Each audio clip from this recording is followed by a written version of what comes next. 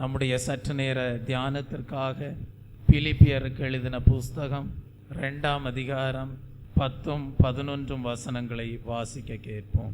இயேசுவின் நாமத்தில் வானோர் பூதலத்தோர் பூமியின் கீழானோருடைய முழங்கால் யாவும் முடங்கும்படிக்கும் பிதாவாகிய தேவனுக்கு மகிமையாக இயேசு கிறிஸ்து கர்த்தரென்று நாவுகள் யாவும் அறிக்கை பண்ணும்படிக்கும் எல்லா நாமத்திற்கும் மேலான நாமத்தை அவருக்கு தந்தருளினார்.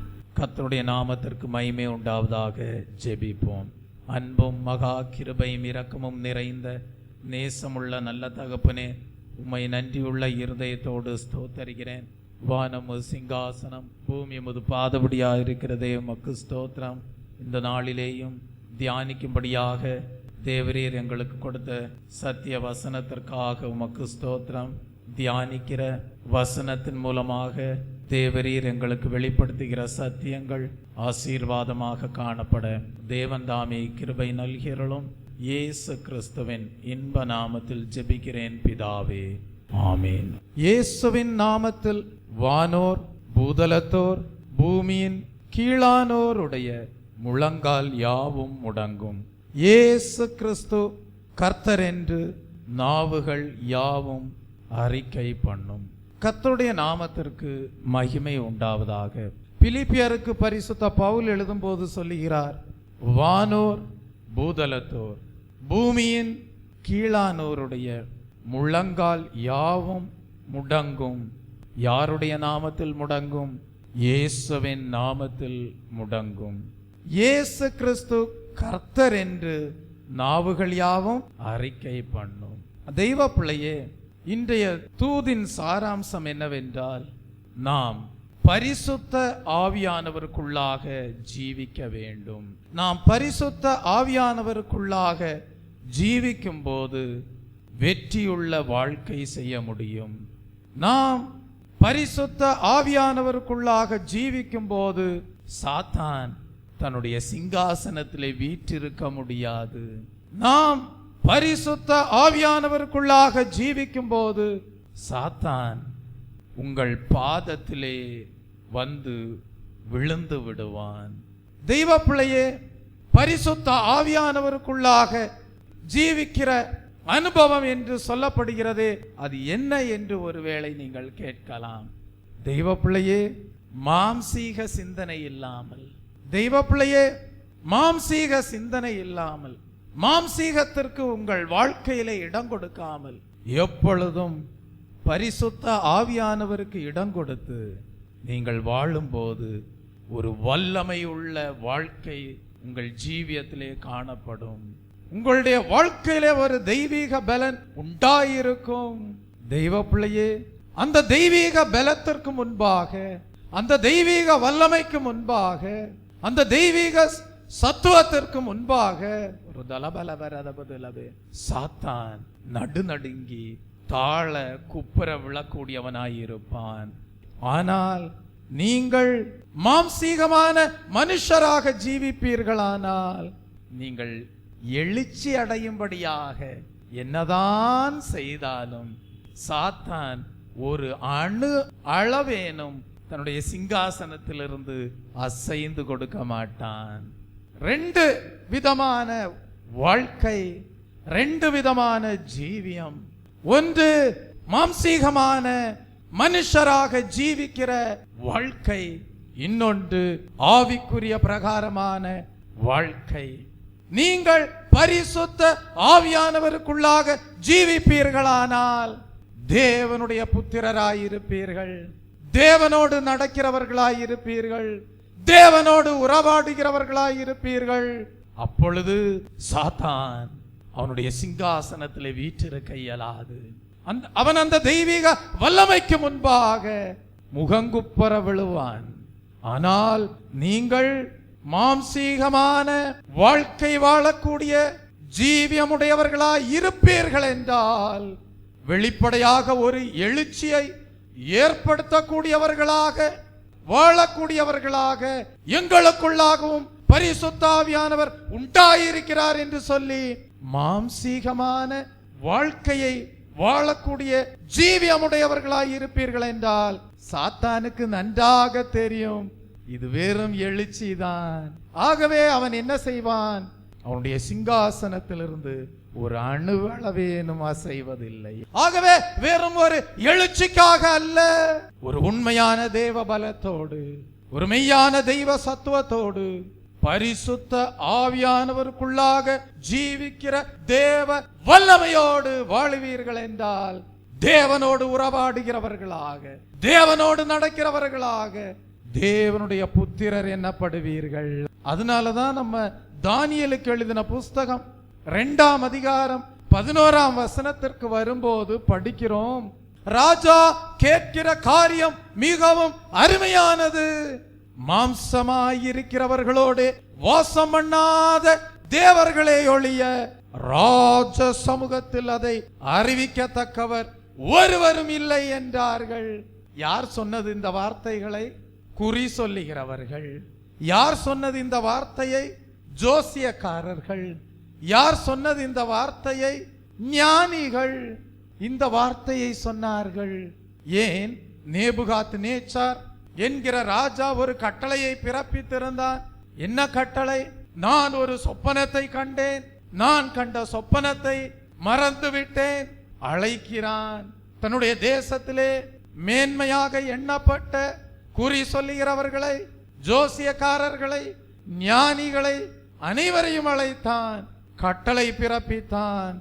என்ன கட்டளையை பிறப்பித்தான்? 5ஆம் வசனத்தை வாசித்து பாருங்கள். சொப்பனத்தையும் அதன் அர்த்தத்தையும் அறிவியாமற் போனால் துண்டித்து போடப்படுவீர்கள் என்கிற ஒரு உறுதியான தீர்ப்பு கல்தேயருக்கு நேபுகாத் நேச்சார் என்கிற ராஜாவினிடத்திலிருந்து பிறந்தது. தெய்வ பிள்ளையே, இந்த சந்தர்ப்பத்துல தான் பாபிலோனில் இருந்த ஞானிகளும் சாஸ்திரிகளும் ஜோசியரும் சூனியக்காரரும் கொல்லப்பட வேண்டியதாயிருந்தது. காரணம் என்ன? நேபுகாத் நேச்சார் அறிந்து கொள்ளும்படியாக விரும்பின தான் கண்ட சொப்பனத்தை ஒருவரும், அந்த பாபிலோன் தேசத்திலே காணப்பட்ட ஒரு ஜோசியரும் குறி சொல்லுகிறவர்களும் ஞானிகளும் சூனியக்காரரும் அறிவிக்க இயலவில்லை. ஆகவே நேபுகாத் நேச்சார் கட்டளையிட்ட கட்டளையின்படியே அனைத்து ஜோசியக்காரரும் சூனியக்காரரும் ஞானிகளும் கொல்லப்பட வேண்டியதாய் இருந்தது. இந்த ஜோசியக்காரர்களும் சூனியக்காரர்களும் ஞானிகளும் நேபுகாத் நேச்சாரிடத்தில் என்ன சொன்னார்கள்? மாம்சமானவர்களோட வாசம் பண்ணாத தேவர்களே ஒழிய நீர் கண்ட சொப்பனத்தை வேறு ஒருவராலும் அறிவிக்க இயலாது. இதிலிருந்து இந்த ஜோசியக்காரர்கள் சொல்ல வந்தது என்ன? இதிலிருந்து இந்த சூனியக்காரர்கள் சொல்ல வந்தது என்ன? இதிலிருந்து இந்த ஞானிகள் சொல்ல வந்தது என்ன? ஒரு தலபல வரதபதிலவே சொல்ல வந்த ஒரு காரியம் என்ன தெரியுமா? நாங்க எல்லாரும் மாம்சத்துல ஜீவிக்கிறவர்கள், நாங்கள் எல்லாரும் மாம்சீகத்துல ஜீவிக்கிறோம், ஒரு எழுச்சியை உண்டாக்குகிறோம், சில காரியங்களை பிசாசின் ஆவிகளினாலே வெளிப்படுத்துகிறோம், அவ்வளவுதான், ஒரு எழுச்சி தான். ஆனால் நேபுகாத் நேச்சார் ராஜாவே, நீர் கேட்கிற காரியம் அரிதானது, நீர் கேட்கிற காரியம் அரிதானது, அதை மாம்சமானவர்களோட வாசம் பண்ணாத தேவர்களே ஒழிய வேறு ஒருவராலும் அறிவிக்க இயலாது. அப்ப ஒரு எழுச்சியை ஏற்படுத்தக்கூடிய சாத்தானின் ஆவிகளாலே சில செயல்களை உண்டாக்கக்கூடிய ஜோசியர்கள் அறிந்திருந்தார்கள், மாம்சீகத்திலே ஜீவிக்கிற சூனியக்காரர்கள் அறிந்திருந்தார்கள். என்னவென்று? நேபுகாத் நேச்சார் ராஜா கேட்கிற காரியத்தை எங்களை போல வாழுகிறவர்கள் அல்ல, எங்களை போல சாத்தானுடைய ஆவிகளை வைத்து கிரியை செய்கிறவர்களால் அல்ல, எங்களை போல மாம்சீகத்திலே கிரியை செய்கிறவர்களால் அல்ல, தேவனுடைய ஆவியை பெற்றவர்கள், பரலோக ராஜ்யத்தின் பரிசுத்த ஆவியை பெற்றவர்கள், மெய்யான தெய்வ தரிசனங்களை கொடுக்கிற தேவனுடைய பரிசுத்த ஆவியை பெற்றவர்கள், மெய்யான ஒன்றான பரலோக தேவனுடைய வெளிப்படுத்தல்களை பெற்றவர்களே ஒழிய மாம்சீக மனுஷர்களாக வாழாத தேவர்களைப் போல ஜீவிக்கிறவர்களாலே அல்லாமல் வேறொருவராலும். நேபுகாத்நேச்சார் ராஜாவே, உம்முடைய சொப்பனத்தை அறிவிக்க வேறொருவராலும் இயலாது. அப்படி என்றால் பிசாசும் அறிந்திருக்கிறான், சாத்தானுடைய ஆவிகளும் அறிந்திருக்கின்றன என்னவென்று. சில காரியங்கள் அரிதானது என்று. அரிதான காரியங்களை மெய்யான பரலோகத்தின் தேவனுடைய பரிசுத்த ஆவியானவராலே மாத்திரமே ஆகும். அப்படி என்றால் இன்றைக்கு ஒரு கேள்வி, ஜனங்கள் 2 விதமான ஆவிகளின் துணையோடு வாழ்ந்து வருகிறார்கள். பாதாளத்தின் ஆவி வலு சர்ப்பத்தின் ஆவியாயிருக்கிறது. ஆனால் பரலோகத்தின் ஆவி பரிசுத்த தேவனுடைய ஆவியாயிருக்கிறது. ஆகவேதான் அதற்கு பெயர் பரிசுத்த ஆவி. அந்த பரிசுத்த ஆவியை நீங்கள் பரலோக தேவனிடத்திலிருந்து பெற்றுக்கொள்ளும் போது பின்பு நீங்கள் மாம்சீக மனிதர்களாக ஜீவிக்கிறவர்களாய் இருக்க மாட்டீர்கள். தேவனுடைய பரிசுத்த ஆவியை பெற்றுக்கொண்டு பரிசுத்தமுள்ள ஆவியுள்ளவர்களாக தேவர்களை போல வாழுவீர்கள். இந்த உலகத்திலே பரலோக தேவனிடத்திலிருந்து தேவனுடைய பரிசுத்தாவியை பெற்றுக்கொண்டு மாம்சீகமான வாழ்க்கை வாழாதவர்களாக தேவர்களை போல வாழுகிற தேவ மனிதர்கள் உண்டே. ஒரு தலபலவரதபதிலவே அவர்களாலே ஒழிய வேறொருவராலும் அரிதான காரியங்களை வெளிப்படுத்த இயலாது. அரிதான காரியங்கள், மறைபொருள்கள், ரகசியங்கள், இவைகளையெல்லாம் வேறொருவராலும் அல்ல, தேவர்கள் மாம்சமானவர்களோடு வாழாதவர்கள் என்று சொல்லும் போது பரிசுத்த ஆவியானவருக்குள்ளாக ஜீவிக்கிறவர்களாலே அல்லாமல் வேறொருவராலும் அரிதான காரியங்களை வெளிப்படுத்த இயலாது.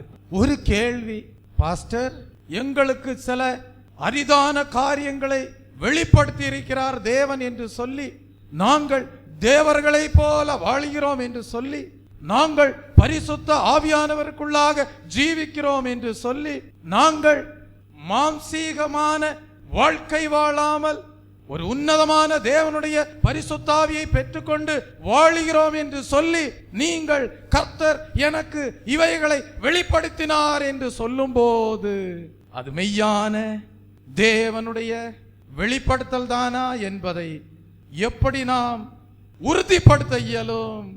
அதற்கு தான் தேவன் வேத புஸ்தகத்தை நம்முடைய கரத்திலே கொடுத்திருக்கிறார். அந்த வேத புஸ்தகத்திற்கு பெயர் என்ன? பரிசுத்த வேத புஸ்தகம். நீங்கள் தேவர்களை போல பரிசுத்த ஆவிக்குள்ளாக ஜீவிக்கும் போது தேவன் சூனியக்காரர்களுக்கு, ஜோசியக்காரர்களுக்கு, குறி சொல்லுகிறவர்களுக்கு, ஞானிகளுக்கும் கூட வெளிப்படாத அரிதான காரியங்களை தேவன் பரிசுத்த ஆவியானவருக்குள்ளாக ஜீவிக்கிற உங்களுக்கு வெளிப்படுத்தினார் என்று நீங்கள் சொல்லும் போது அதை எதன் அடிப்படையிலே நாம் உறுதிப்படுத்தலாம் என்றால், உங்களுக்கு தேவன் கொடுத்த வெளிப்படுத்தல் அது வேத புஸ்தகத்தின் அடிப்படையிலே காணப்படும். தேவன் உங்களுக்கு சில வெளிப்படுத்தல்களை கொடுக்கிறார் என்றால் அதை நீங்கள் என்னிடத்தில் வந்து சொல்லுவீர்கள் என்றால் நான் உடனடியாக அறிந்து கொள்வேன் அது சரியானதா தவறானதா என்பதை. எப்படி அறிந்து கொள்வேன்? வேத புஸ்தகத்தின் அடிப்படையிலே அறிந்து கொள்வேன். தேவன் எனக்கு தரிசனத்தை கொடுத்திருக்கிறாரா? தேவன் எனக்கு வெளிப்படுத்தல்களை கொடுத்திருக்கிறாரா? நான் அது சரியான தரிசனம் தான், மெய்யான வெளிப்படுத்தல்கள் தான் என்பதை எப்படி உறுதி செய்து கொள்கிறேன்? வேத புஸ்தகத்திலே உண்டாயிருக்கக்கூடிய வேத வசனத்தின் அடிப்படையிலே உறுதிப்படுத்துகிறேன். ஆகவேதான் சங்கீதம் 82 சங்கீதம் 6 வசனத்தை வாசிக்கும் போது, நீங்கள் தேவர்கள் என்றும் நீங்கள் எல்லாரும் உன்னதமானவரின் மக்கள் என்றும் நான் சொல்லி இருந்தேன் என்று படிக்கிறோம்.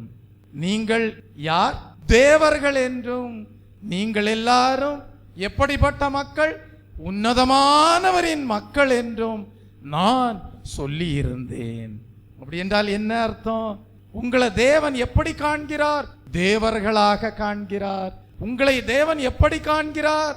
உன்னதமானவரின் மக்களாக காண்கிறார். அப்படி தேவன் உங்களை உன்னதமானவரின் மக்களாக காணும்போது உங்களிலே காணப்படுகிற தெய்வ அனுபவம் என்ன? நீங்கள் அந்த உன்னதமான தேவனிடத்திலிருந்து பரிசுத்த ஆவியை பெற்றுக்கொண்டவர்களாக, மாம்சீக மனிதர்களாக ஜீவிக்காமல் ஒரு மெய்யான ஆவிக்குரிய பரிசுத்த ஆவியானவருக்குள்ளாக ஜீவிக்கிற ஆவிக்குரிய ஜீவியம் செய்கிறபடியால் தேவன் உங்களை தேவர்களாக காண்கிறார். அப்படி என்றால் மாம்சத்தின்படி ஜீவிக்காமல் பரிசுத்த ஆவிக்குள் ஜீவிக்கிற ஒரு கூட்டம் ஜனங்கள் இப்பூமியிலே உண்டாயிருக்கிறார்கள். சில சொல்லுவாங்க, பிரதர் சிஸ்டர் இப்படியெல்லாம் வாழ முடியுமா? மாம்சமும் இரத்தமும் நமக்கு கொடுக்கப்பட்டிருக்கிறதே. மாம்சமும் இரத்தமும் நமக்கு கொடுக்கப்பட்டிருக்கும் போது எப்படி மாம்சத்துல ஜீவிக்காம இருக்க முடியும்? எப்படி வாலிப வயதை கடக்க முடியும்? இன்றைக்கு வாலிப பிள்ளைகள் என்ன சொல்லுகிறார்கள்?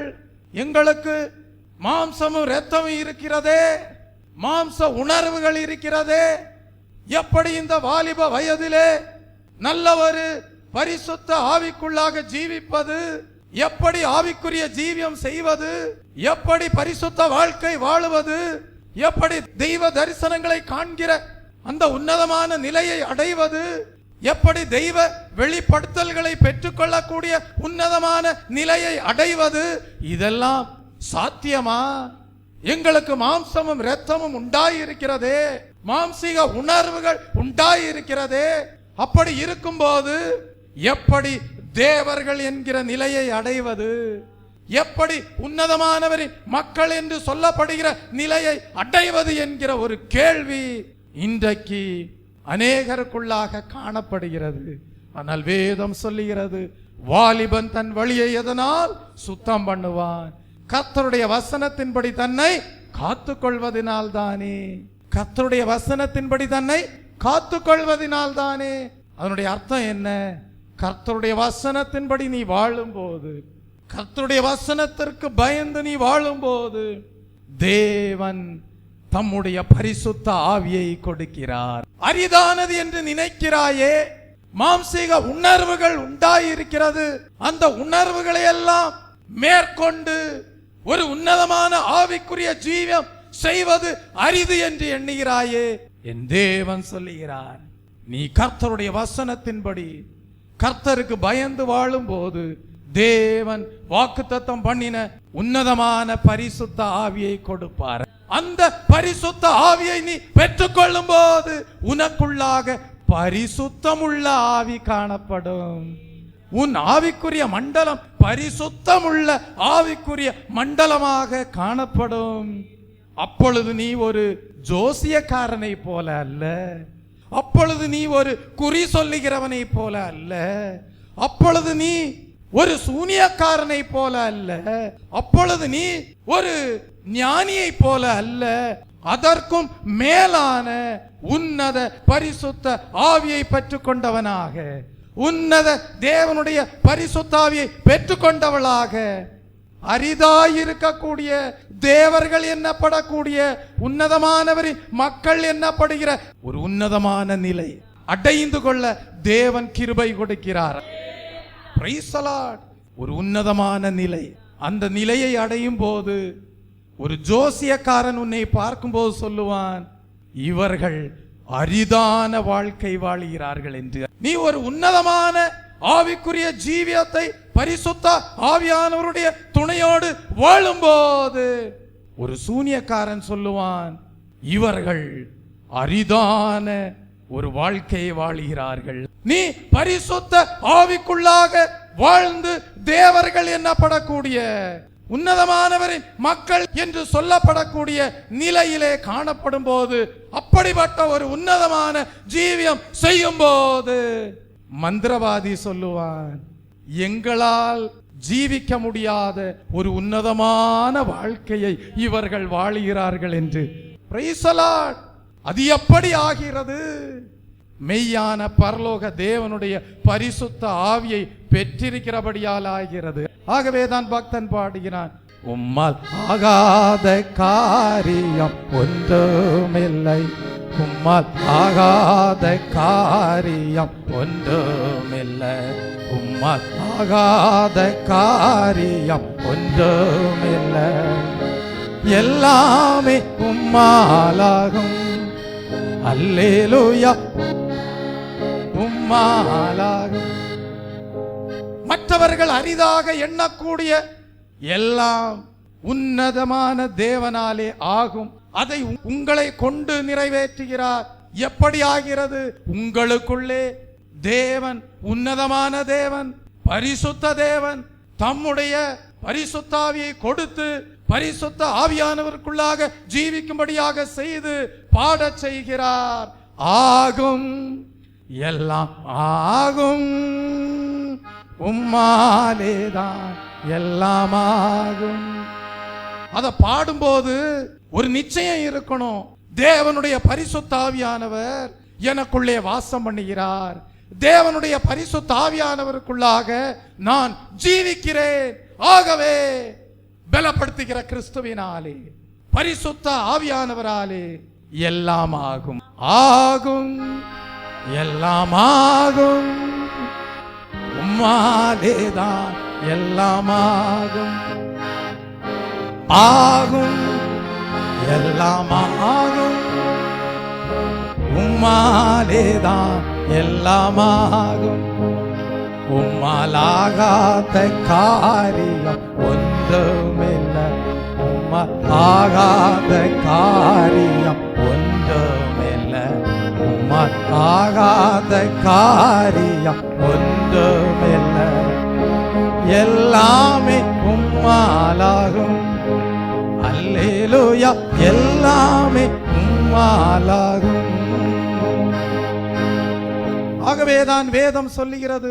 எபேசியர்கள் எழுதின புஸ்தகம் 6ஆம் அதிகாரம் 12ஆம் வசனத்திலே படிக்கிறோம். மாம்சத்தோடும் இரத்தத்தோடும் அல்ல, துரைத்தனங்களோடும் அதிகாரங்களோடும் இப்பிரபஞ்சத்தின் அந்தகார லோகாதிபதிகளோடும் வான மண்டலங்களில் உள்ள பொல்லாத ஆவிகளின் சேனைகளோடும் நமக்கு போராட்டம் உண்டு.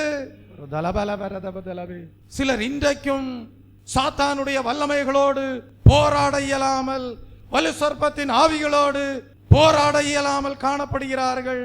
அவர்கள் சாதாரண ஒரு மாம்சீக பிரகாரமான வாழ்க்கையை வாழுகிறவர்களாக, வலு சர்ப்பத்தின் ஆவிகளை மிதித்து போட இயலாதவர்களாக அவர்கள் எப்படி பாஸ்டர் மாம்சத்தோடு இரத்தத்தோடு இருக்கும் போது இப்படிப்பட்ட உணர்வுகளை எல்லாம் மேற்கொண்டு எப்படி வாழ்வது என்று கேட்கிறார்கள். ஆனால் கர்த்தர் சொல்லுகிறார், நீ விசுவாசித்தால் தேவ மகிமையை காண்பாய். நீ விசுவாசித்தால் தேவன் தம்முடைய உன்னதமான பரிசுத்த ஆவியை உனக்கு கொடுக்கும் போது உன்னால் கூடாது என்று எண்ணுகிற ஒரு தெய்வீக வாழ்க்கையை வாழச் செய்ய என் தேவனால் கூடும். கூடுமே, எல்லாம் கூடுமே. உம்மாலே எல்லாம் கூடும். கூடாதது ஒன்றுமில்லை.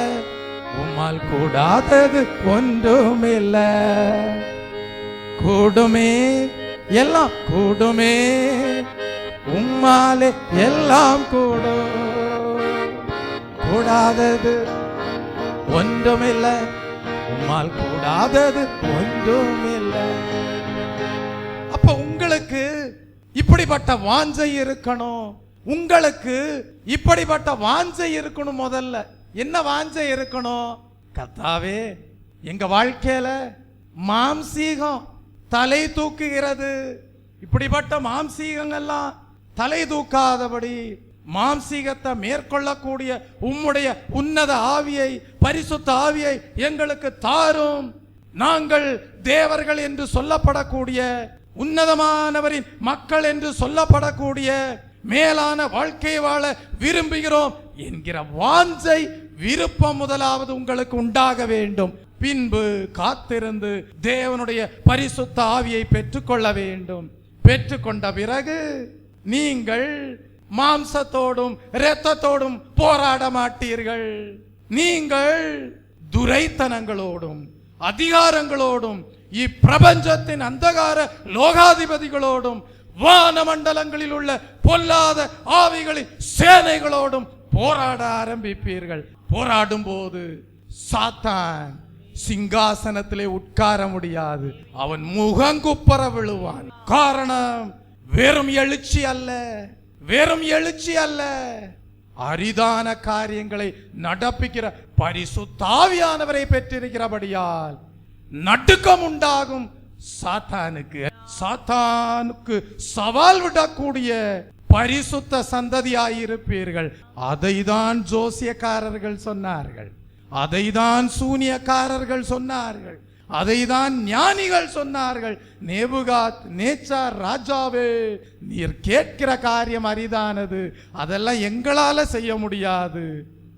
மாம்சமானவர்களோட வாசம் பண்ணாத தேவர்கள், பரிசுத்த ஆவிக்குள்ளாக ஜீவிக்கிற உன்னதமான மக்கள், தேவர்கள் என்று சொல்லப்படுகிறவர்கள் தான் நீர் கேட்கிற அரிதான காரியத்தை வெளிப்படுத்த முடியும். ரோமருக்கு எழுதின புஸ்தகம் 8ஆம் அதிகாரம் 5, 6, 9 வசனங்களை வாசிக்கும் போது ஸ்தோத்திரம், அன்றியும் மாம்சத்தின்படி நடக்கிறவர்கள் மாம்சத்திற்குரியவைகளை சிந்திக்கிறார்கள், ஆவியின்படி நடக்கிறவர்கள் ஆவிக்குரியவைகளை சிந்திக்கிறார்கள்.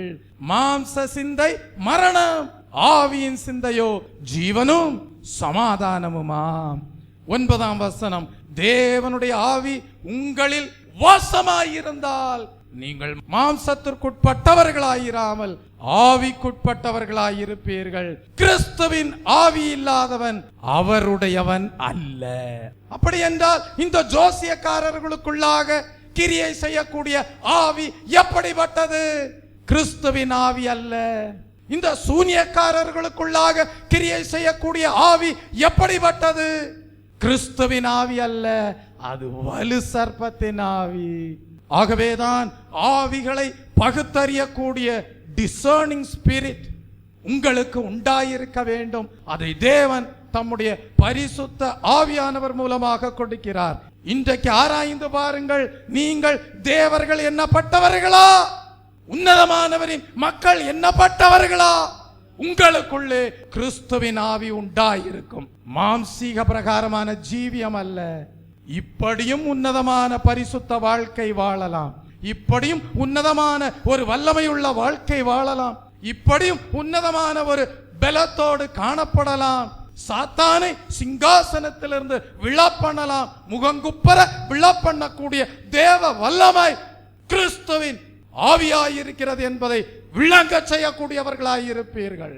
கூடாது என்று என்ன செய்யக்கூடிய காரியங்களை எல்லாம் தேவன் ஆகும் என்பார். ஆகும். தெய்வ பிள்ளையே, உங்களுடைய வாழ்க்கையிலே இப்படிப்பட்ட ஒரு வாழ்க்கைக்குள்ளாக நீங்கள் வர வேண்டும், இப்படிப்பட்ட ஒரு உன்னதமான நிலையை அடைய வேண்டும். அதற்கு நீ முதலாவது செய்ய வேண்டியது என்ன?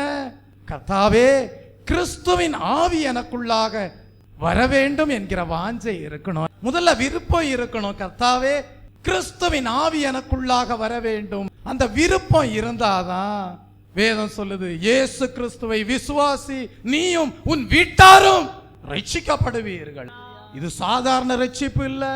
இயேசு கிறிஸ்துவை விசுவாசிக்கும் போது, கிறிஸ்துவின் ஆவியை பெற்றுக்கொள்ளும் போது ஒரு ரட்சிப்பு உண்டாகிறது, ஒரு வல்லமை உண்டாகிறது, ஒரு தேவபலன் உண்டாகிறது. ஒரு தலபல வரதபதிலவே தேவ பலன், அந்த தேவ வல்லமை உனக்குள்ளாக வரும்போது நீயும் உன் வீட்டாரும் ரட்சிக்கப்படுகிறீர்கள். எப்படிப்பட்ட ரட்சிப்பு? வலு சர்ப்பத்தின் ஆவிகளிலிருந்து ஒரு விடுதலை. அந்த ஆவிகள் உன்னை மேற்கொள்ளாது, அவைகளை காலின் கீழே மிதித்து போடுவாய். சகல அதிகாரமும் உனக்கு தேவனால் கொடுக்கப்படும். ஒரு தலபல வரதபதிலவே சந்தலபல வரதபதிலவே. தெய்வ பிள்ளை, எபேசியருக்கு எழுதின புஸ்தகம் 3ஆம் அதிகாரம் 5ஆம் வசனத்தை வாசித்து பாருங்கள். அதை நீங்கள் வாசிக்கையில் கிறிஸ்துவின் ரகசியத்தை குறித்து எனக்கு உண்டாயிருக்கிற அறிவை அடைந்து கொள்ளலாம். ஒரு அறிவை கொடுக்கிறார், ஒரு அறிவை கொடுக்கிறார். எப்படிப்பட்ட அறிவு? கிறிஸ்துவின் ஆவியினால் உண்டாகிற ஒரு ஞானம் உண்டாகிறது, கிறிஸ்துவின் ஆவியினால் உண்டாகிற அறிவு உண்டாகிறது. அந்த அறிவு என்ன செய்கிறது? ரகசியங்களை வெளிப்படுத்துகிறது. கிறிஸ்துவின் ரகசியங்களை வெளிப்படுத்துகிறது. கிறிஸ்துவின் மனதை வெளிப்படுத்துகிறது. தேவனுடைய மனதை வெளிப்படுத்துகிறது. தேவனுடைய மனதை வலுசற்பத்தின் ஆவியை பெற்றுக்கொண்டு வெளிப்படுத்த இயலாது. கிறிஸ்துவின் மனதை வலுசற்பத்தின் ஆவியை பெற்றுக்கொண்டு அறிந்து கொள்ள முடியாது. ஆனால் கிறிஸ்துவின் ஆவியாகிய பரிசுத்த ஆவியை நீங்கள் பெற்றுக்கொள்ளும் போது தேவனுடைய மனதை அறிவீர்கள். அரிதான காரியங்களை அறிந்து கொள்வீர்கள். அரிதான காரியங்களை உங்கள் மூலமாக தேவன் விளங்கச் செய்வார். தேவனால் கூடாத காரியம் ஒன்றும் இல்லை. தெய்வ பிள்ளையே, அப்படியானால் உங்களுக்கு வாஞ்சை இருக்கணும். கர்த்தாவே, யாருக்கும் வெளிப்படாத ரகசியம் வெளிப்படுத்தல்கள், தேவ ஞானம் என் மூலமாக வெளிப்படும்படியாக தேவனே கிறிஸ்துவின் ஆவியை எனக்கு தாரும் என்று ஜெபிக்கணும். கிறிஸ்துவின் ஆவியை எனக்கு தாரும் என்று ஜெபிக்க வேண்டும். உன்னதமான மக்களாயிருப்பீர்கள். தேவர்கள் என்று எண்ணப்படுவீர்கள். மறைபொருள்களை வெளிப்படுத்துவீர்கள். மேன்மை அடைவீர்கள். 1 கொரிந்தியரின் புஸ்தகம் 2ஆம் அதிகாரம் 7ஆம் வசனத்தை வாசிக்கும் போது, உலக தோற்றத்திற்கு முன்னே தேவன் நம்முடைய மகிமைக்காக ஏற்படுத்தினதும் மறைக்கப்பட்டதுமாயிருந்த ரகசியமான தேவ ஞானத்தையே பேசுகிறோம். அப்ப ஞானிகள் காணப்பட்டார்கள். அந்த ஞானிகள் எல்லாம் தேவனுடைய ஞானத்தை பெறாதவர்கள். ஞானிகள் காணப்பட்டார்கள். அவர்கள் எல்லாரும் இப்பிரபஞ்சத்திற்குரிய ஞானத்தை பெற்றவர்களாய் இருந்தார்கள். ஆனால் கிறிஸ்துவின் ஆவியை பெற்றுக்கொள்ளும் போது, பரிசுத்த ஆவியை பெற்றுக்கொள்ளும் போது தேவனுடைய ஞானத்தை பெற்றுக்கொள்வீர்கள். இது உலக தோற்றத்திற்கு முன்பாகவே தேவன் உங்களை மகிமைப்படுத்தும்படியாக ஏற்படுத்தின காரியமாயிருக்கிறது. பழைய ஏற்பாட்டின் காலத்திலே இந்த கிறிஸ்துவின் ஆவி அது அவ்வப்போது தேவ மனிதர்களுடைய வாழ்க்கையிலே தேவையான நேரத்திலே கடந்து வந்து கிரியை செய்யக்கூடியதாய் இருந்தது. ஆனால் புதிய ஏற்பாட்டின் காலத்திலோ இன்றைக்கு உங்களுக்குள்ளே பரிசுத்த ஆவியானவர், கிறிஸ்துவின் ஆவியானவர் வாசம் பண்ணி கிரியை செய்கிறார். அப்படியானால் நேபுகாத்நேச்சார் என்கிற ராஜா ஞானிகளை கூப்பிட்டானே, அந்த ஞானிகளுக்குள்ளாக உண்டாயிருந்த அறிவு என்ன? அந்த ஞானிகளுக்குள்ளாக உண்டாயிருந்த ஞானம் என்ன? அது இப்பிரபஞ்சத்தின் ஞானம். அது வலுசற்பத்தின் ஆவிக்கு ஏற்ற ஞானமாயிருந்தது. ஆகவே அவர்கள் சொன்னார்கள், நாங்கள் பெற்றிருக்கிற ஆவி எங்களை உன்னதமான பரிசுத்த ஆவிக்குள்ளாக கொண்டு செல்லவில்லை. நாங்கள் பெற்றிருக்கிற ஆவி தேவர்கள் என்று சொல்லப்படக்கூடிய நிலையை அடைய செய்யவில்லை. நாங்கள் பெற்றிருக்கக்கூடிய ஆவி உன்னதமான மக்கள் என்கிற பெயரை பெற்றுக்கொள்ள செய்யவில்லை. நாங்கள் பெற்றிருக்கிற ஆவி தேவனுடைய மறைபொருளை வெளிப்படுத்தாது.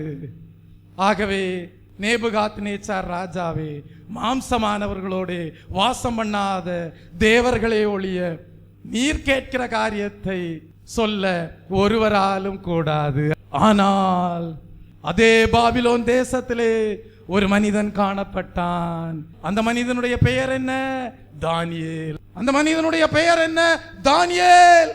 அவன் உன்னதமான தேவனுடைய ஆவியை பெற்றவனாயிருந்தான். அவன் இப்பிரபஞ்சத்தின் அறிவை உடையவனாக அல்ல, இப்பிரபஞ்சத்தின் ஞானத்தை உடையவனாக அல்ல. அவன் உலக தோற்றத்திற்கு முன்னே தேவன் மகிமைப்படுத்தும்படியாக வைத்திருந்த தேவ ஞானத்தை, ரகசியங்களை, மறைபொருள்களை வெளிப்படுத்தக்கூடிய தேவனுடைய ஆவியை உடையவனாயிருந்தான். உலக தோற்றத்திற்கு முன்னாகவே தேவனோடு காணப்பட்ட கிறிஸ்துவின் ஆவியை உடையவனாயிருந்தான். ஆகவே ராஜாவினுடைய கட்டளை பிறப்பிக்கப்பட்ட போது துண்டிக்கப்பட வேண்டும். என்ன ராஜா கட்டளை கொடுத்தான்? துண்டிக்கப்பட வேண்டும். இந்த வலு சர்ப்பத்தின் ஆவிகளை வைத்துக்கொண்டு தேவனுடைய மறைபொருள்களை, ரகசியங்களை வெளிப்படுத்த இயலாத சூனியக்காரர், ஜோசியக்காரர், ஞானிகள், இப்பிரபஞ்சத்தின் ஞானத்தை பெற்றவர்கள் அனைவரும் துண்டிக்கப்பட வேண்டும். ஆனா அப்பதான் ஒரு மனுஷன் சொல்றான், தானியேல் சொல்லுகிறான், நான் பெற்றிருக்கக்கூடிய ஆவி ஒரு வித்தியாசமான ஆவி. நான் பெற்றிருக்கக்கூடிய ஆவி கிறிஸ்துவின் ஆவி. நான் பெற்றிருக்கக்கூடிய ஆவி உலக தோற்றத்திற்கு முன்பே தேவன் என்னுடைய மகிமைக்காக ஏற்படுத்தினதும் மறைக்கப்பட்டதுமாயிருந்த ரகசியமான தேவனுடைய ஞானத்தை பேசும்படியான ஞானத்தை பெற்றிருக்கிறேன். காலேப்பை குறித்து படிக்கும் போது படிக்கிறோம், அவன் வேறே ஆவி உடையவனாயிருந்தான். அவனுக்குள்ளே விசுவாசத்தின் ஆவி காணப்பட்டது. அந்த விசுவாசம் கிறிஸ்துவினால் உண்டாகிறது. மறைக்கப்பட்டிருந்த கிறிஸ்து பழைய ஏற்பாட்டின் காலத்திலே அவ்வப்போது தேவ மனிதர்களுடைய வாழ்க்கையிலே பிதாவாகிய தேவன் மூலமாக கிரியை செய்து கொண்டே இருந்தார். அவ்வப்போது தேவனுடைய ஆவியானவர் வந்து இறங்குவார். தேவன் தம்முடைய செயல்களை நிறைவேற்றினார் பழைய ஏற்பாட்டின் காலத்திலே. அப்படிதானே தானியேலும் ஒரு தேவனுடைய மனிதனாக காணப்பட்டான். காத்திருந்தான், ராஜாவுக்கு செய்தி அனுப்பினான், தவணை கொடுங்கள். தான் பரிசுத்த ஆவிக்குள்ளாக ஜீவிக்கிற மனிதன், தான் மாம்சீக பிரகாரமான வாழ்க்கை வாழக்கூடிய ஜீவியம் உடையவன் அல்ல என்பதை விளங்கச் செய்யும்படியாக தவணை கொடுக்கும்படியாக கேட்டான். ஒரு வித்தியாசத்தை காண்பித்தான். ஒரு வித்தியாசத்தை தான் பெற்றிருக்கக்கூடிய தேவ ஞானத்தின் மூலமாக வெளிப்படுத்தினான். தானியேலுக்கு எழுதின புஸ்தகம் ஸ்தோத்திரம் 2ஆம் அதிகாரம் 12 முதல் 14 வசனங்களை வாசிக்கும் போது, இது நிமித்தம் ராஜா மகா கோபமும் உக்கிரமும் கொண்டு பாபிலோனில் இருக்கிற எல்லா ஞானிகளையும் கொலை செய்யும்படி கட்டளையிட்டான். ஞானிகளை கொலை செய்ய வேண்டும் என்கிற கட்டளை வெளிப்பட்ட போது தானியேலையும் அவன் தோழரையும் கொலை செய்ய தேடினார்கள். பாபிலோனின் ஞானிகளை கொலை செய்ய புறப்பட்ட ராஜாவினுடைய தலையாரிகளுக்கு அதிபதியாயிருக்கிற ஆரியோகோடே தானியேல் யோசனையும் புத்தியுமாய் பேசி என்று படிக்கிறோம். அப்படின்னா என்ன? இப்ப ராஜாவினுடைய கட்டளை வந்துருச்சு. கட்டளை வந்த உடனே ராஜாவினுடைய தெய்வ பிள்ளையே பிரதிநிதி என்ன செய்கிறான்? மற்ற ஜோசியக்காரங்களை மாதிதான், மற்ற சூனியக்காரர்களை மாதிதான், மற்ற ஞானிகளை மாதிதான் தானியேலும் என்று அறிந்து கொண்டு தானியேலையும் அவனுடைய தோழர்களையும் கூட கொலை செய்யும்படியாக வருகிறான். அந்த சமயத்துல தான் நாங்கள் பெற்றிருக்கிற ஆவி பரிசுத்தமுள்ள ஆவி, நாங்கள் பெற்றிருக்கக்கூடிய ஆவி கிறிஸ்துவனுடைய ஆவி, நாங்கள் பெற்றிருக்கக்கூடிய ஆவி உன்னதமான தேவனுடைய ஆவி, நாங்கள் பெற்றிருக்கக்கூடிய ஆவி மறைபொருள்களை வெளிப்படுத்தக்கூடிய ஆவி, நாங்கள் பெற்றிருக்கக்கூடிய ஆவி தேவ ரகசியங்களை வெளிப்படுத்தக்கூடியது என்பதை தானியேல் விளங்க செய்யும்படியாக தவணை கேட்டான். அப்படியே தெய்வ பிள்ளையே கேட்ட தவணையின் படியே தேவன் அந்நாட்களுக்குள்ளே ரகசியங்களை மறைபொருளை தானியேலுக்கு வெளிப்படுத்தினார். தெய்வ பிள்ளையே அதன் நிமித்தமாக, அந்த மறைபொருள்களை தானியேல் வெளிப்படுத்தினதன் நிமித்தமாக நேபுகாத்நேச்சார் ராஜா கட்டளையிட்டிருந்த ஒரு பெரிய நியாய தீர்ப்பு, ஒரு பெரிய நியாய தீர்ப்பிலிருந்து அனைவரும் தப்பிக்கொண்டார்கள். அதன் மூலமாக தானியேல் விளங்க செய்தான். தானியேலும் அவனுடைய நண்பர்களும் விளங்க செய்தார்கள். நாங்கள் ஆராதிக்கிற தேவன் ஜீவனுள்ள தேவன், நாங்கள் ஆராதிக்கிற தேவன் மறைபொருள்களை வெளிப்படுத்துகிற தேவன், நாங்கள் ஆராதிக்கிற தேவன் எங்களுக்கு மகிமையை கொடுக்கிற தேவன், நாங்கள் ஆராதிக்கிற தேவன் எங்களை தேவர்கள் என்று சொல்லப்படும்படியாக உன்னதமான நிலையை அடைய செய்கிற தேவன். தெய்வ பிள்ளையே நீ பரிசுத்த ஆவியானவருக்குள்ளாக ஜீவிக்கிற ஒரு மனிதனாயிருப்பாயானால் கடும் சோதனைகளிலேயும் கடும் உபத்திரவங்களிலேயும் உன்னை இனங்கண்டு கொள்வார்கள். நீ பரிசுத்த ஆவியானவருக்குள்ளாக ஜீவிக்கிற ஒரு மனிதனாயிருப்பாயானால் உனக்கு வருகிற சோதனைகளின் மத்தியிலே, உனக்கு வருகிற உபத்திரவங்களின் மத்தியிலே உன்னை இனங்கண்டு கொள்வார்கள். எப்படி இனங்கண்டு கொள்வார்கள்? நீ நீதிமானை போல சிங்கத்தை போல தைரியமாயிருப்பாய். நீதிமானோ சிங்கத்தை போல தைரியமாயிருப்பான் என்று வேதத்திலே படிக்கிறோம். நீதிமொழிகளின் புஸ்தகம் 28:1, ஒருவனும் தொடராதிருந்தும் துன்மார்க்கர் ஓடி போகிறார்கள், நீதிமான்களோ சிங்கத்தை போல தைரியமாயிருக்கிறார்கள். உன்னுடைய வாழ்க்கையிலே சோதனை வரும். உன்னுடைய வாழ்க்கையிலே நீ பரிசுத்த ஆவியானவருக்குள்ளாக வாழும் போதும் உனக்கு உபத்திரவங்கள் வரும். நீ உன்னதமான தேவனுடைய பரிசுத்த ஆவியை பெற்று தேவர்கள் என்று சொல்லப்படக்கூடிய நிலையை அடைந்து, உன்னதமான மக்கள் என்று சொல்லப்படக்கூடிய நிலையை அடைந்து வாழும்போது உனக்கு உபத்திரவங்கள் வரலாம், துன்பங்கள் வரலாம், சோதனைகள் வரலாம். மனமடிவாக்கும்படியாக சாத்தானின் ஆவிகள் கிரியை செய்யலாம். ஆனால் அவைகளின் மத்தியிலே உன்னை இனங்கண்டு கொள்வார்கள். அவைகளின் மத்தியிலே நீ ஒரு நீதிமானாக சிங்கத்தை போல தைரியமாயிருப்பாய். Price the Lord. சங்கீதம் 112 சங்கீதம் 7 வசனத்தை வாசிக்கும் போது அங்கே நாம் படிக்கிறோம், துர்செய்தியை கேட்கிறதினால் அவன் பயப்படான், அவன் இருதயம் கர்த்தரை நம்பி திடனாயிருக்கும். Price the Lord. நீ ஒரு நீதிமானாக, நீ தேவனுடைய பரிசுத்த ஆவியை பெற்றுக்கொண்டவனாக வாழும்போது, தேவர்கள் என்று சொல்லப்படக்கூடிய உன்னதமான நிலையை அடையும் போது, மாம்சீக பிரகாரமான வாழ்க்கையை வாழாமல் உன்னதமானவரின் மக்கள் என்று சொல்லப்படக்கூடிய நிலையிலே வாழும்போது உன் வாழ்க்கையிலே துர்செய்தி வரலாம், உன் வாழ்க்கையிலே துர்செய்தி வரலாம். ஆனால் அதை கேட்கும் போது நீ பயப்பட மாட்டாய். உன் வாழ்க்கையிலே துர்செய்தி வரலாம், ஆனால் அதை கேட்கும் போது நீ அஞ்ச மாட்டாய். உன் இருதயம் கர்த்தரை நம்பி திடனாயிருக்கும். யாரை நம்பி? கர்த்தரை நம்பி திடனாயிருக்கும். ஏன் கர்த்தரை நம்பி உன் இருதயம் திடனாயிருக்கிறது? காரணம், கர்த்தர் தான் அவருடைய ஆவியை உனக்கு கொடுத்தார். கர்த்தர் தான் கிறிஸ்துவின் ஆவியை உனக்கு கொடுத்தார். கர்த்தர் தான் உன்னதமானவருடைய ஆவியாயிருக்கக்கூடிய பரிசுத்த ஆவியை கொடுத்தார். ஆகவே சில வேளைகளிலே துர்செய்தி வரும்போது நீ பயப்பட மாட்டாய். உன் இருதயம் கர்த்தரை நம்பி திடனாயிருக்கும். துர்செய்தி வருகிறது.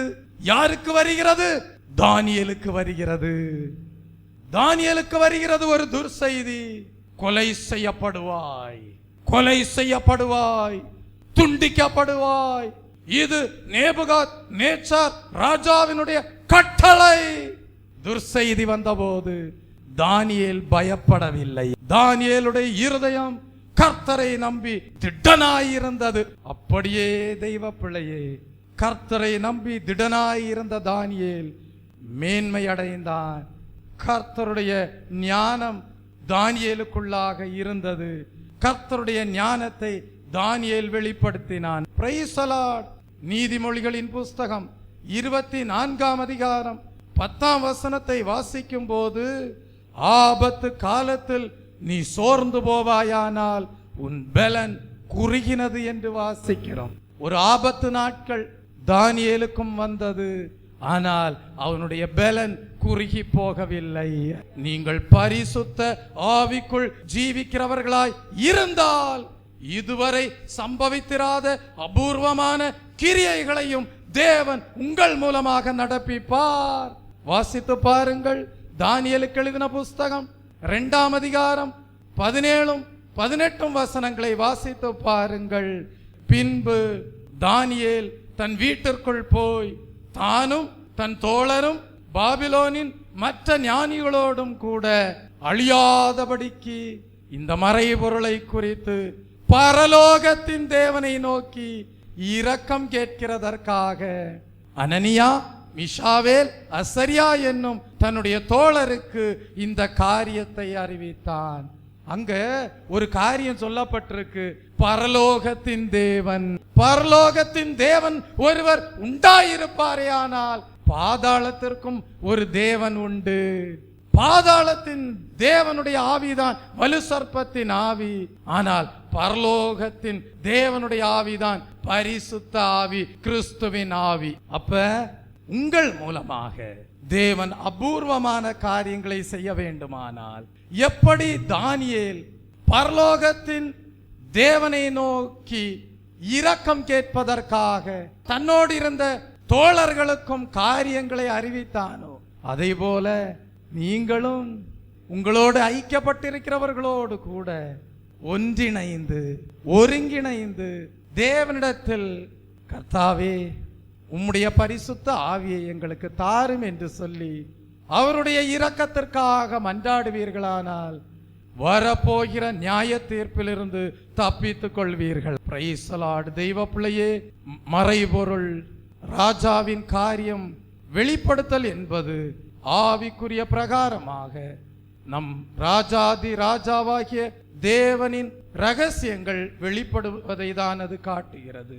தெய்வ பிள்ளையே, இந்த நாட்களிலே நீங்கள் தெய்வ பிள்ளையே உங்களுடைய வாழ்க்கையிலே மாம்சீகம் உங்கள் ஜீவியத்திலே காணப்படுகிறது என்றால், பிசாசானவன் உங்களை விழுங்கும்படி உங்களை அவன் பக்கமாக கவர்ந்து கொள்வான். இன்றைக்கு நீங்கள் பிசாசானவனுக்கு இணங்கி அவனால் கவர்ந்து கொள்ளப்பட்டவர்களாய் இருக்கிறீர்களா?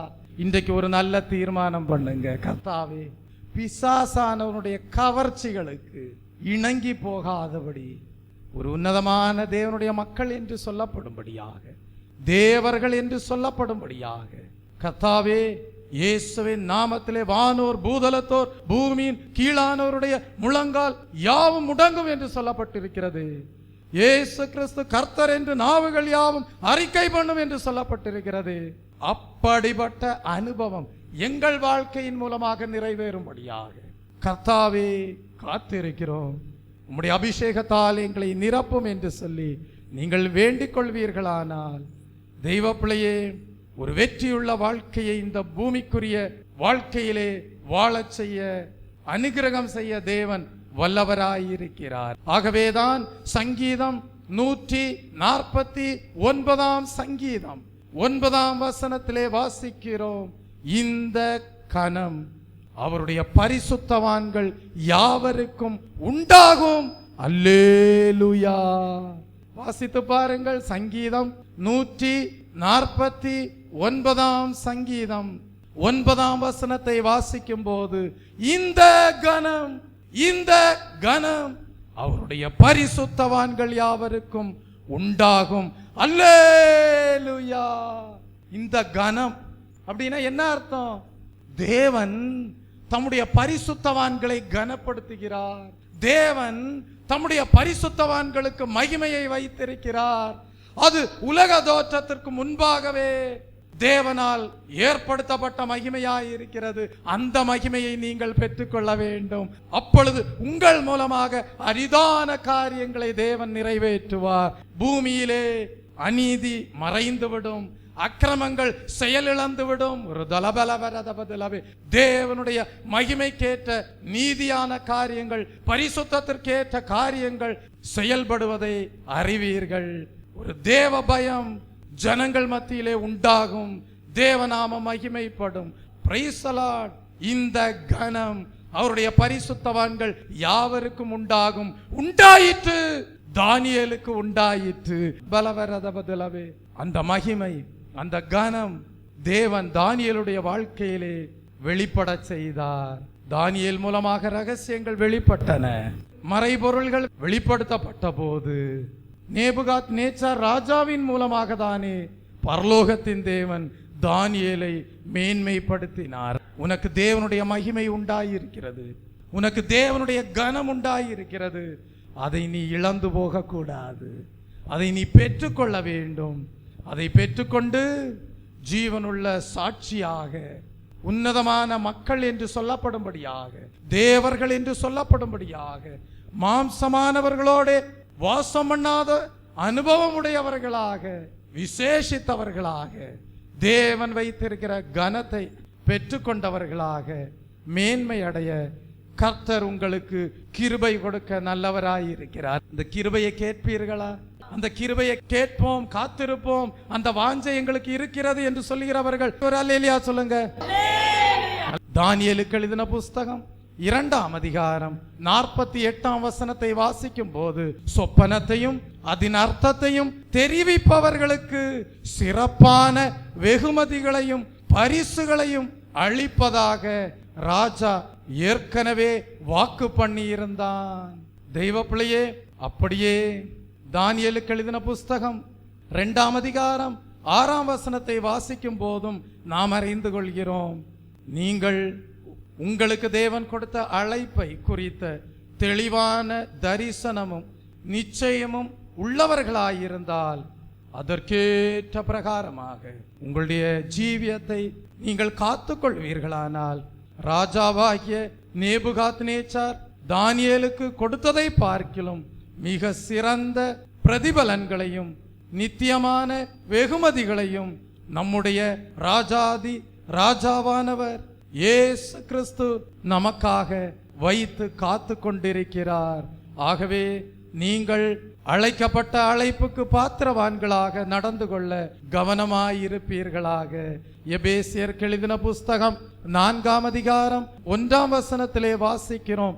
எபேசியர் 4ஆம் அதிகாரம் 1ஆம் வசனம், நீங்கள் அழைக்கப்பட்ட அழைப்புக்கு பாத்திரவான்களாய் நடந்து கொள்ளுங்கள் என்று படிக்கிறோம். தெய்வ பிள்ளையே, பரிசுத்த ஆவிக்குள் ஜீவிப்பதினால் நமக்கு கிடைக்கக்கூடிய ஸ்லாக்கியங்கள் அநேகம். எந்த பிசாசும் நம்மை தொட முடியாது. தானியேலை சிங்கங்கள் சேதப்படுத்த முடியவில்லை. எந்த அக்கினி சோதனையும் நம்மேல் பலன் செய்ய முடியாது. ஷாத்ராக், மேஷாக், ஆபேத்நேகோ என்பவர்களின் சரீரத்தில் 7 மடங்கு சூடாக்கப்பட்ட சூளையின் அக்கினி பலன் செய்ய முடியவில்லை. அதை நாம் தானியேலின் புஸ்தகம் 3ஆம் அதிகாரம் 19, 27 வசனங்களிலே வாசிக்கிறோம்.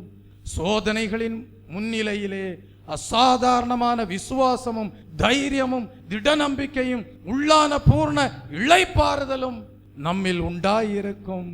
வேத வசனங்களின் அரிதான மறைபொருள்கள் நமக்கு வெளிப்படுத்தப்படும்.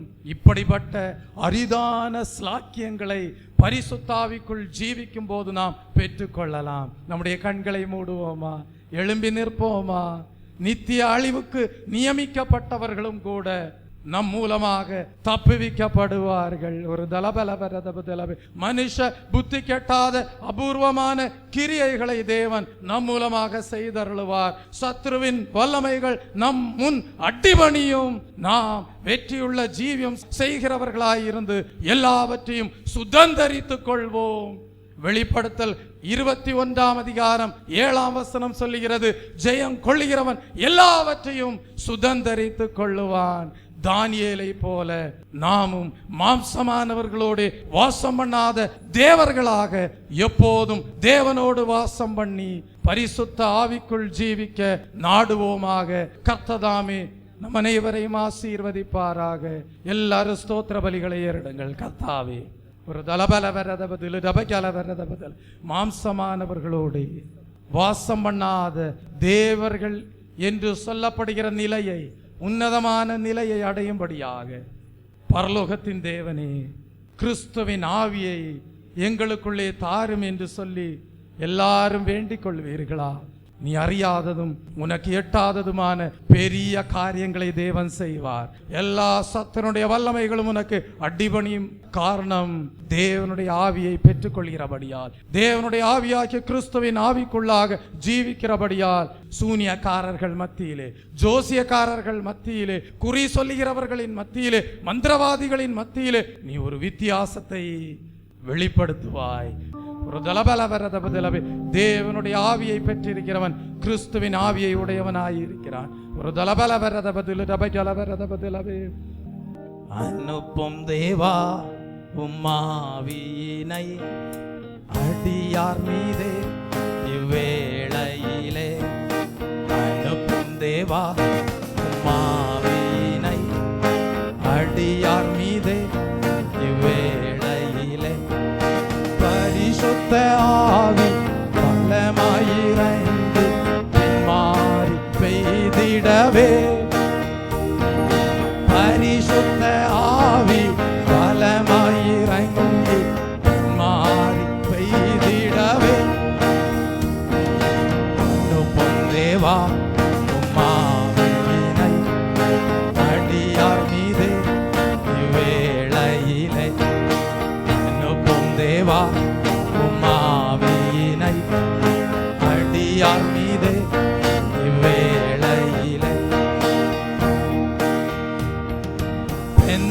கோஸ்தே நாளில் சீஷர்கள் மேல் பலத்த காற்றாய் வந்தீர். பெந்தே கோஸ்தே நாளில் சீஷர்கள் மேல் பலத்த காற்றாய் வந்தீர். பலவீனர் எம் உள்ளத்திலும் தேவ பலனை தேடவே. பலவீனர் எம் உள்ளத்திலும் தேவ பலனை தேடவே.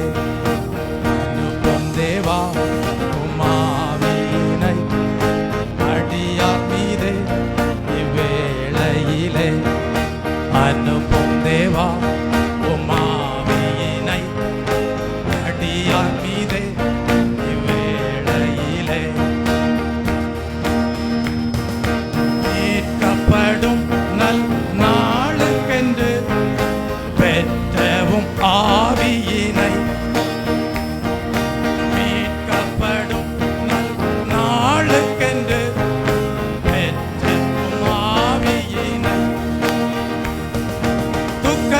துக்கப்படுத்தாமல் பாதுகாத்து தூய வழியில் நடந்திட.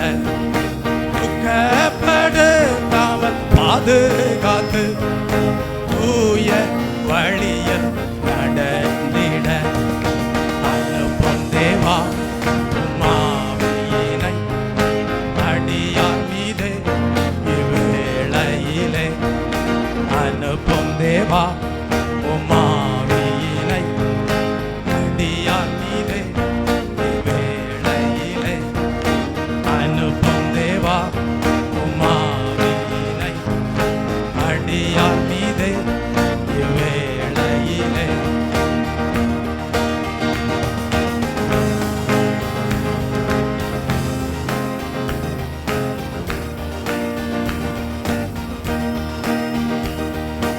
இழைத்து போன உள்ளம் பலனடைந்து இடைவிடா சேவை செய்ய.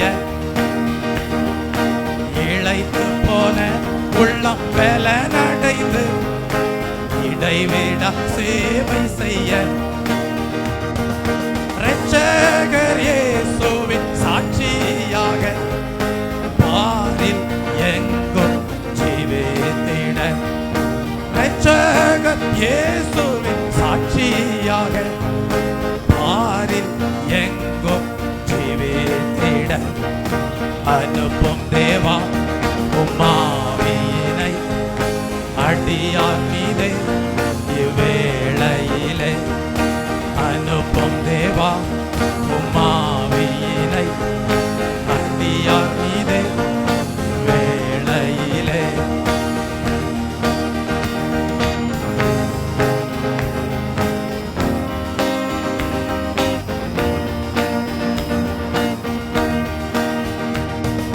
சாத்தானின் கோட்டைகள் தகர்ந்திடவே சத்தியம் சாற்றிடவே.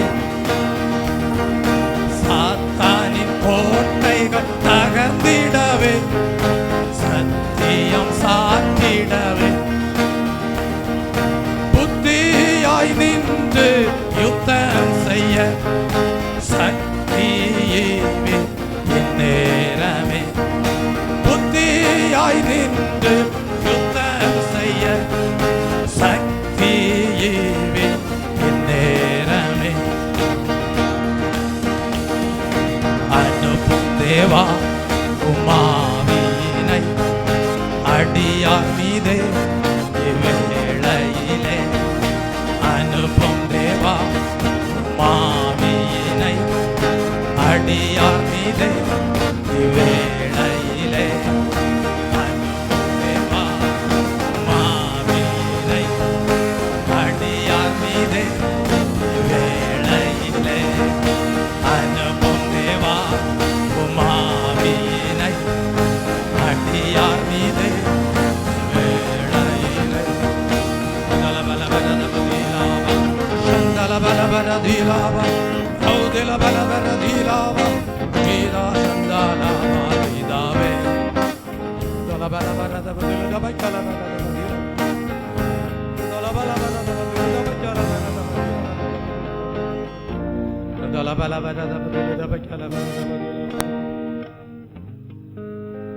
அன்பும் மகா கிருபையும் இரக்கமும் நிறைந்த நேசமுள்ள நல்ல தகப்பனே, இந்த ஓய்வு நாளின் காலை வேளையிலே கடந்து வந்த ஒவ்வொரு தேவ பிள்ளையுடைய வாழ்க்கையிலே மாம்சீக பிரகாரமான வாழ்க்கை அல்ல, தேவர்கள் என்று சொல்லப்படும்படியாக, உன்னதமான மக்கள் என்று சொல்லப்படும்படியான ஜீவியம் செய்யும்படியாக பரலோகத்தின் தேவனுடைய ஆவியாகிய பரிசுத்த ஆவியை, கிறிஸ்துவின் ஆவியை பெற்றுக்கொள்ள வேண்டும். அப்பொழுதுதான் தானியேலை போல தைரியமாயிருந்து தேவனே உம்முடைய மறைபொருள்களையும் ரகசியங்களையும் வெளிப்படுத்துகிற உன்னதமான ஜீவியம் செய்ய முடியும் என்கிற வாஞ்சையை இன்றைக்கு ஒவ்வொரு தேவ பிள்ளைக்குள்ளாகவும் ஏற்படுத்தி அனுப்புகிற தயவுக்காக ஸ்தோத்திரம். அப்படியே உம்முடைய பிள்ளைகள் இனி வரக்கூடிய நாட்களிலே மாம்சத்தோடும் இரத்தத்தோடும் அல்ல, துரைத்தனங்களோடும் அதிகாரங்களோடும் இப்பிரபஞ்சத்தின் பொல்லாத ஆவிகளின் சேனைகளோடும் போராடி வெற்றி பெறுகிறவர்களாக, வெற்றியுள்ள வாழ்க்கை வாழுகிறவர்களாக உயர்த்தப்பட உம்முடைய கனத்தையும் மகிமையும் பெற்றவர்களாக, அந்த கனத்தையும் அந்த மகிமையும் இயேசுவே உமக்கே எந்நாளும் செலுத்தி கர்த்தாவே சாட்சியுள்ள வாழ்க்கை வாழ, பரிசுத்தமுள்ள வாழ்க்கை வாழ கர்த்தர் கிருபை செய்தரணும். இயேசு கிறிஸ்துவின் இன்ப நாமத்தில் ஜெபிக்கிறேன் பிதாவே, ஆமென். என் ஆத்மாவே கர்த்தரை ஸ்தோத்திரி, என் முழு உள்ளமே அவருடைய பரிசுத்த நாமத்தை ஸ்தோத்திரி.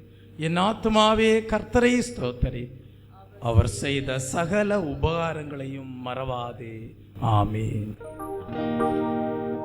ஹல்லேலூயா, ஹல்லேலூயா, ஹல்லேலூயா, ஹல்லேலூயா, ஹல்லேலூயா, ஹல்லேலூயா, ஹல்லேலூயா, ஹல்லேலூயா, ஹல்லேலூயா, ஹல்லேலூயா, ஹல்லேலூயா, ஹல்லேலூயா, ஹல்லேலூயா, ஹல்லேலூயா, ஹல்லேலூயா, ஹல்லேலூயா, ஹல்லேலூயா. கர்த்ததாமே கேட்ட சத்தியத்தின்படி கிறிஸ்துவின் ஆவிக்குள்ளாக, பரிசுத்த ஆவிக்குள்ளாக வாழக்கூடிய உன்னதமான அனுபவங்களை உங்களுக்கு கொடுத்து அதற்கேற்ற உயர்வையும் மேன்மையும் ஆசீர்வாதங்களையும் கனத்தையும் மகிமை அடைய செய்து உங்களை ஆசீர்வதிப்பாராக. ஆமென்.